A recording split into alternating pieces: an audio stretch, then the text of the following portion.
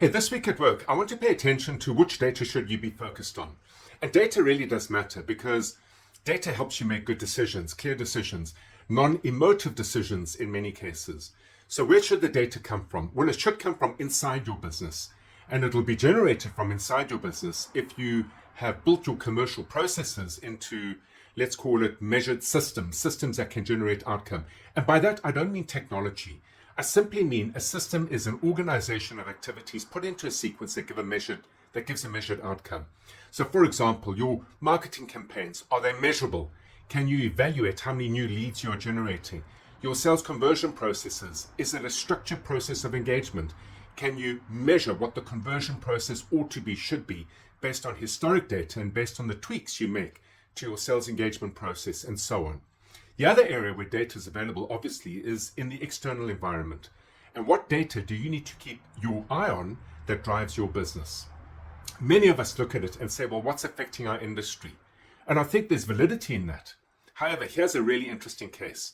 We have a client that's involved in building technology platforms that support SME lending for the big banks. And they have sales lead cycles of typically between 6 months to 12 months.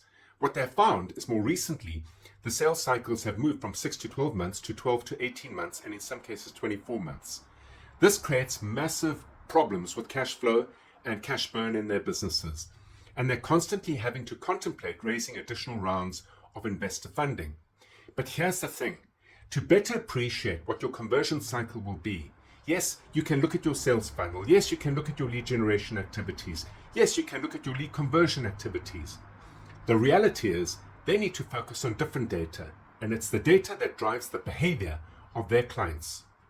Banks have enjoyed enormous opportunities in the last couple of years with interest rate increases. They play the arbitrage game between rising interest rates and falling interest rates. They are making money hand over fist. It is a poor time to expect time and attention to be paid to investing in SME lending when, in fact, the banks are doing well as they stand.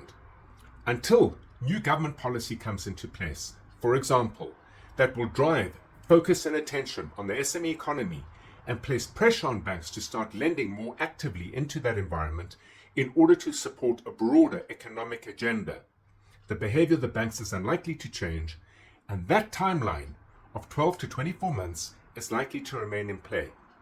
Let the data you keep your eye on not only drive your business, but let the data you keep your eye on also inform you around how your clients are more likely to behave.